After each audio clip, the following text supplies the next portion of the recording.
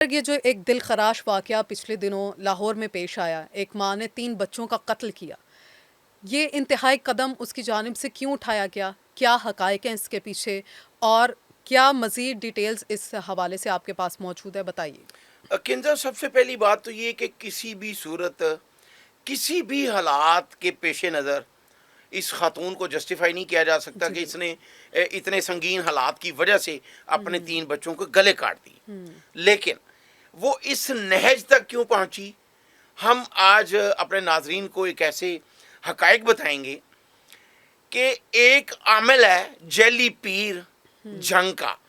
اب یہ دونوں فیملیز جو ہیں، ردا اور رمضان، جی یہ دونوں بھی جھنگ سے بلونگ کرتے ہیں، اور وہ 3 بچے جن کو ذبح کیا گیا ان کو جھنگ میں ہی سپرد خاک کیا گیا۔ اب وہاں پر ایک پیر ہے جس کا رمضان جو ہے وہ مرید ہے، اچھا۔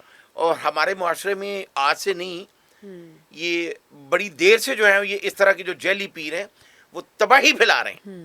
ہم تفصیل سے ناظرین کو بتائیں گے۔ اس پیر نے اپنے اس مرید کو کہا کہ تم وہاں پہ چوکی درا کرتے ہو لاہور اچرا میں ماربل کی دکان پہ، تو اگر میں تمہیں ایک پرائز بانڈ دے دوں، نمبر بتا دوں اور تم وہ جا کے خرید لو تو تم کروڑ پتی بن جاؤ گے۔ اب وہ جو پیر ہے جھنگ کے علاقے میں، وہ رمضان کی پوری فیملی جو ہے وہ اس کی مرید ہے، اچھا۔ اور ان کا کانسیپٹ یہ ہے کہ پیر صاحب نے جو بھی کہہ دیا ہے ہم نے وہی کرنا ہے۔ اب جو لڑکی ہے ردا، وہ 3rd ایئر کی اسٹوڈنٹ رہی ہے اور بہت جاب بھی کرتی رہی ہے کئی جگہوں پہ۔ وہ حالات ایسے بنے کہ وہ گریجویشن نہ کر سکی۔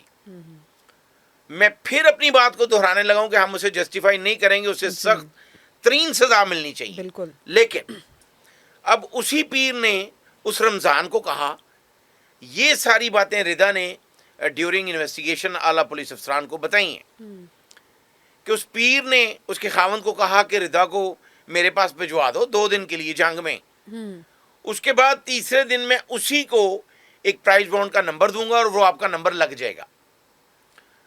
تو رمضان جیسا جاہل آدمی اپنی بیوی کو کنوینس کرنا شروع ہو گیا کہ آپ پیر صاحب کہہ رہے ہیں تو چلی جاؤ، کوئی فرق نہیں پڑتا۔ لڑکی یہاں سے جنگ گئی، اچھا۔ لیکن وہاں سے اپنی والدہ کے گھر چلی گئی۔ جب اس کو یہ سمجھ آئی کہ پیر جو ہے وہ کس نیت سے مجھے بلا رہا ہے، تو وہ پھر اپنی والدہ کے گھر چلی گئی۔ یہ اس کے شوہر کی اس کے ساتھ پہلی لڑائی تھی۔ اچھا۔ اس کے بعد جب اس ردا کے گھر بیٹا پیدا ہوا، دوسرا جو بیٹا ہے، ایک سب سے چھوٹی بیٹی ہے 1.5 سال کی اور درمیان میں ایک بیٹا ہے۔ جی۔ جب وہ بیٹا پیدا ہوا کچھ سال پہلے، تو اسی پیر نے رمضان کو یہ کہہ دیا اس کی والدہ کے بہنوں کے سامنے کہ یہ بچہ تمہارا نہیں ہے۔ اچھا۔ اب آج اتنا جدید دور ہے، تو رمضان میں اگر ہاف این آئی بھی سینس ہوتی تو اگر اس کو کوئی شبہ تھا تو وہ DNA کروا سکتا تھا۔ لیکن اس جاہل آدمی نے اس نے اپنی بیوی کو یہ کہنا شروع کر دیا کہ یہ بچہ میرا ہے ہی نہیں، اور مجھے تو یہ بھی یقین ہو گیا کہ باقی بچے بھی دونوں میرے نہیں ہیں۔ یہ کچھ سال پہلے کی بات آپ کو بتا اور رہا ہوں۔ لڑائی بھی تبھی سے شروع ہوئی۔ لڑائی تب سے ان کی شروع ہو گئی۔ اس کے بعد بھی وہ لڑکی ردا فاطمہ جو ہے وہ اس کے ساتھ لاہور ایک فلیٹ ہے وہاں پہ، جو رمضان کی والدہ کو کسی نے طرز کھا کے دیا ہوا ہے، جو لوگوں کے گھروں میں کام کرتی ہے، اچھا۔ وہاں پہ اس کے ساتھ گزارا بھی کرتی رہی۔ اب جس دن یہ واقعہ ہوا ہے اس سے ایک رات پہلے بھی اس کی ساس نے اسی بات پہ لڑائی کی کہ بچے ساڈے نہیں، یہ لے جا جتھے مرضی، سانو پیر صاحب نے کہتا منڈا تو ساڈا ہے ہی نہیں۔ تو اس بات پہ اس کا جھگڑا ہوتا رہا۔ تو اسی رمضان نے، یہ پولیس افسران جو موقع پر پہنچے ہیں، DIG انویسٹیگیشن ذیشان رضا نے اس بات کی تصدیق بھی کی ہے ایک نیوز سے بات کرتے ہوئے، کہ اس رات بھی اس کا بلڈ پریشر جو ہے وہ لو ہو گیا اور اس کو ڈرپ لگی۔ یہ وقوع سے ایک دن پہلے، جب اس کی ساس اس کو یہ کہہ رہی تھی کہ یہ بچے ہمارے نہیں ہیں، اور وہ یہ کہہ رہی تھی کہ آپ DNA کروا لیں۔ اور یہ DNA کا سلسلہ 4 سال سے چل رہا ہے، جب سے اس کو یہ تانے دیے جا رہے ہیں کہ یہ بچے ہمارے نہیں، اور وہ یہ کہہ رہی ہے کہ آپ کروا لیں، لیکن نہیں ہوا۔ اس کے بعد وہ ڈبل مائنڈڈ تھی، جس طرح شہریار جس کو CCD نے جنگ سے حراست میں لیا ہے، وہ اس کے ساتھ رابطے میں تھا ردا کے۔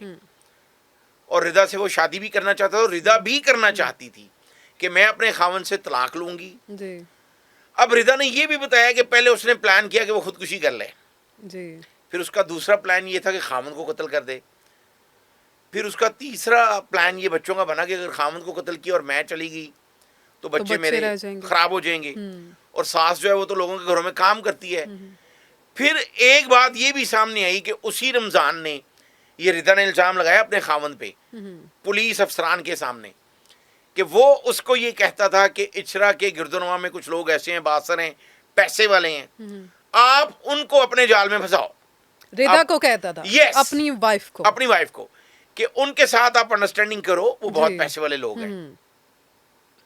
رضا نے ڈیورنگ انویسٹیگیشن یہ بتایا کہ جب بچے میرے نہیں ہیں یہ کہا جا رہا ہے, بیٹا بالکل ہے ہی نہیں, شہریار پہ الزام لگایا جا رہا تھا, اور بہت سے الزام لگائے گئے, یہ سارے اس پیر کی وجہ سے ہیں.